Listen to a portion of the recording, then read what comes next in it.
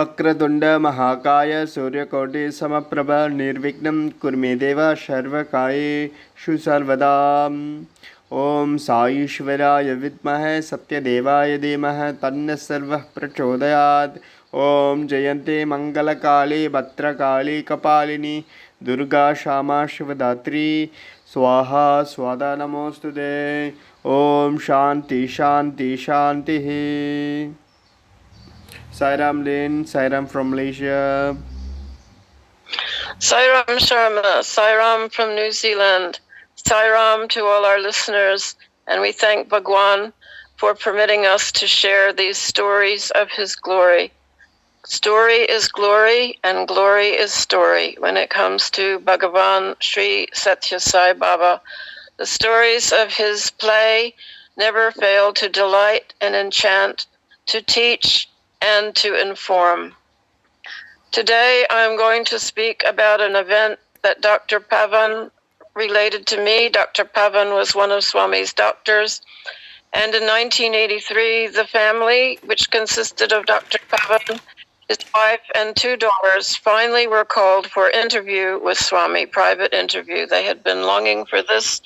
They had already realized he is God, a divine being, incarnation of the divine, and so they were so excited when Swami finally called them in. And he just called that family. No one else was in the interview room, and the ladies began to cry. They were so happy and overwhelmed, and I saw this often happen with ladies. Once they were called in, they could not control their tears of joy. And they were busy crying, and Dr. Pavan said, Swami, I'm very sorry. These ladies are always crying. And Swami looked at him. Now, don't forget, Swami's very good at double meanings, double innuendos. And Swami said simply, running taps, like a tap of water. And Dr. Pavan said, yes, Swami, the ladies are always crying. What to do?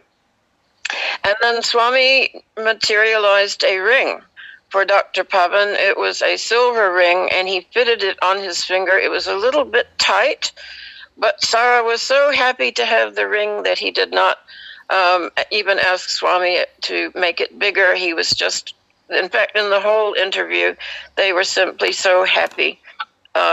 Swami materialized things for all the ladies, answered their questions, and Sarah said, Swami, I want to work for you. I want to leave my job. And Swami said, come back in 10 years. I will build a hospital that is big enough for you. And so Sarah came home very, very happy. But Sarah tended to, he and his wife did fight a lot. And I can say this because I witnessed it myself. They would argue. Sarah was a very strong personality, very, very strong personality. And his wife, also being a doctor, was a strong personality. She could give as good as he could get. I mean, it was verbal. But soon after they came home, they began to argue again. And as they were arguing, Sarah realized that his ring on his finger was starting to pinch. And every time they had an argument, the ring began to grow smaller and pinch his finger to the point where it was becoming very, very uncomfortable. And Sarah didn't know what to do. So he ran back to Swami. He was able to, constantly go to and fro with this ring. And Swami looked at him and had a few words with him, because the outcome of it was the running taps was to do with Sarah talking all the time and trying to boss his wife around by using verbal language. And Swami was letting him know that Swami heard every word, and it was Sarah who was the running tap, not the wife, and the children. And Sarah said this was the beginning of Swami beginning to grind down his ego. Because Sarah was very wealthy, he was a very successful doctor, he was a very forceful personality. And when Swami said, I will build a hospital that is big enough for you, he was implying the super hospital, which was built in 1993. And when Sarah came to work in the hospital along with his wife, who became the she became an ear, nose, and throat specialist at the General Hospital, and Sarah was appointed one of two senior medical consultants at the super hospital, and these two consultants did not receive a salary. They were both men who I think, had certainly enough means and did not need to be, have wages given.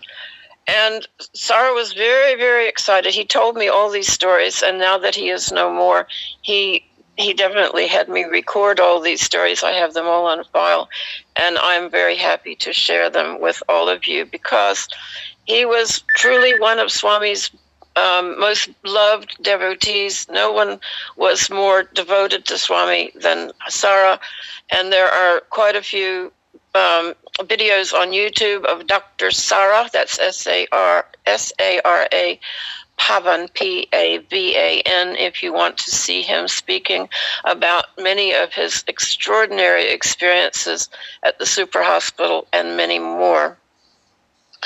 I will give you one more funny story that Sarah told me. When he got to the ashram, Swami promised him a car. And Sarah was very excited. Sarah loves beautiful cars. He loved Jaguars especially, and he thought perhaps Swami will be giving me one of his cars, like one of the Mercedes or one of the cars that devotees had given to Swami. And Swami gave him an apartment there in Roundhouse 4 with the family. In fact, Swami wanted to give him 2 apartments, but Sarah said, oh, no, one will do just fine. And then he found much later that he really did need 2 apartments.